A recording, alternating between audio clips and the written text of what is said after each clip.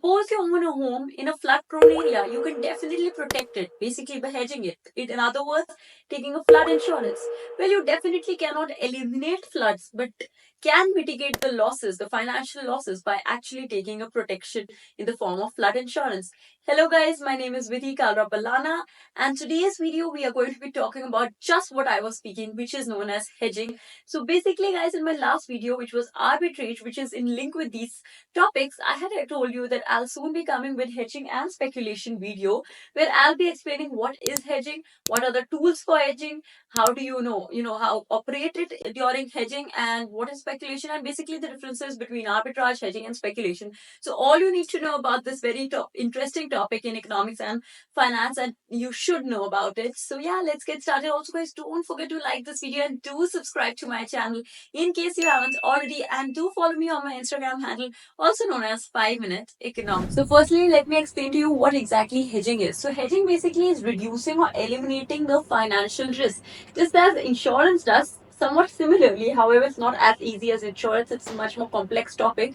But hedging definitely eliminates or reduces the financial risk, basically reduces. So, it is a way to protect against the potential negative outcomes of price movement. So, if there are typically very high, very low price movements, like for example in a share market or in a currency market, if we are involved in hedging, we will come to other forms of hedging in a few minutes. But if we are involved in hedging in some way, we would be saved from huge losses. Of course, we have to pay a premium for that, but definitely we'll be safe from it. It plays an important role in managing uncertainty. So uncertainty is one thing which is there in the market, and if you're in the market and there's uncertainty, there can be an uncertainty of a huge profit, which is great. But if a huge loss occurs, hedging is there to your rescue. It brings stability to your investments, and basically through hedging, the impact of any loss is reduced. It doesn't mean that there is no loss because hedging is there, but impact is reduced. For example, when you're driving a car and it has airbags, it's not sure that if an accident happens, it's not 100% guaranteed that you will be saved and the car won't be damaged or anything like that. Car is damaged in an accident, but yes, having airbags can definitely protect you from the huge risk of the accident. So it's similar to what hedging is. Moving ahead, guys, to the tools of hedging, or basically how are you involved when you are hedging. There are four types of important tools which I'll be explaining one by one. So number one is a forward contract. What is a forward contract? The name can tell you that you have an agreement of a forward contract. Let me literally, basically, it is agreement between two parties to buy or sell an asset at a specified price and a specified date in future. So basically, you are locking in the current rate and you are going to sell it in future, okay, or buy it in future. But you are dealing with the present time, so you are locking that. So this is a forward contract. Secondly, are futures. Similar to what forward contract is, it is also an agreement to buy or sell an asset at a predetermined date or price in future. Okay, so what is the difference between the two? Well, basically these are way more regulated futures, as well as they are more liquid in nature. So yeah, they are very much common for hedging. So these are the two types of tools. Number three is options. Again, they are also very common. They allow investors to limit their downside risk while retaining the potential for upside gain. So there is a option one which is a loss, risk, downside risk, and the other two option is upside gain.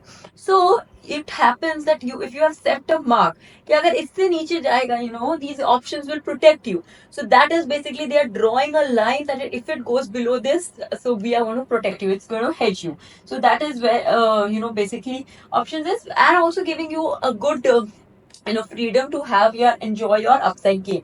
This is basically a right but not an obligation to buy or sell at a future date or time, like how these two work. Lastly, swaps. Here basically two parties agree to exchange cash flows or liabilities. Basically these are the two common ones are interest rate swap and currency swap. अगर आप interest rate को hedge swap को use करके hedging में use करते हो, तो आपका interest rate, if it's variable, you can have a have a limited interest rate, मतलब एक fixed interest rate आप कर सकते हो, so that आपका ज़्यादा variation ना हो जिसकी वजह से you can incur a loss. So these are the four tools. So guys, let me now explain this with the help of a graph. So now you can see, guys, that let's see the impact of a put option. When there is no hedging used, definitely stock price changes. There can be a profit if there is a price increase, and there can be loss if the price falls.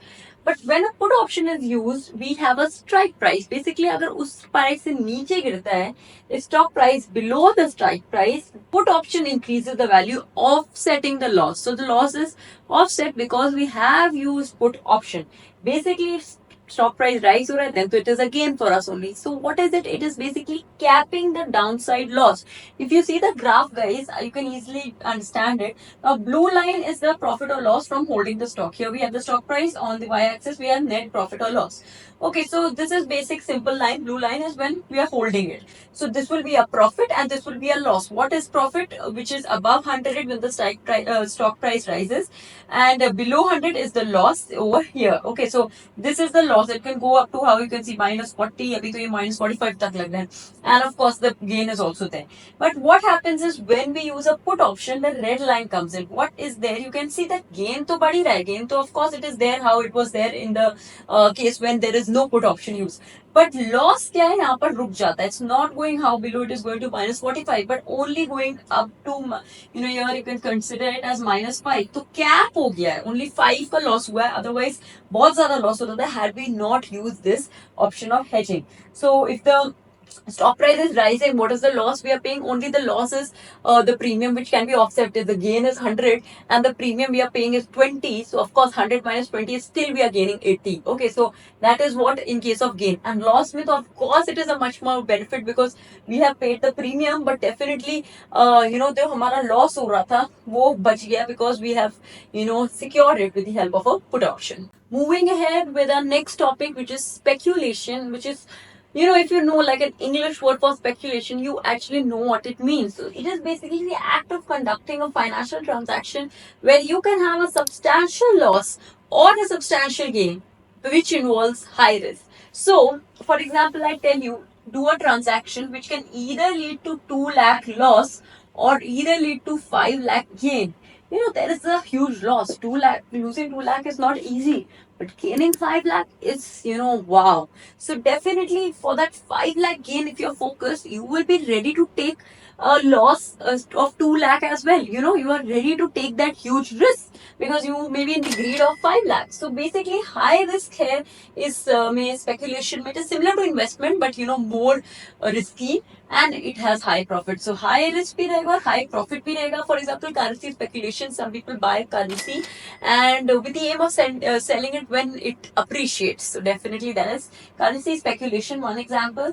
क्या चीज बोलते हैं guys speculation में, when there is no substantial gain, no risk take. Only if you can see that okay, I'm going to get a huge gain, only will you take that big risk.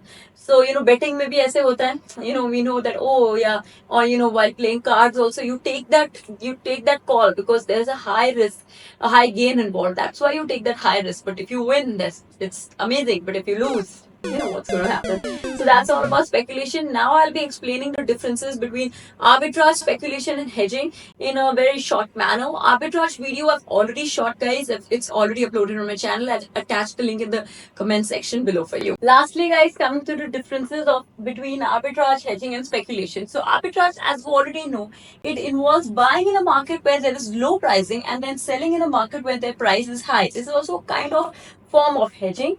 Here we see that the risk is very low in arbitrage as comparison. Hedging basically aims to reduce the risk of an adverse price, as I just to explain you with the help of the graph that when hedging is involved, you are trying to mitigate or reduce the risk, and it aims to limit the loss or through hedging. And lastly, speculation, as I just told you, it is quick paced buying and selling, involves a huge lot of risk, but of course huge lot of gain also. So these are the 3 basic core topics involved, and I hope through my video I was able to explain these topics to you in a very easy manner. If I was, please do leave a comment at the comment section below. That's all for today, guys. Thank you so much for watching, and I'll see you in the next video pretty soon.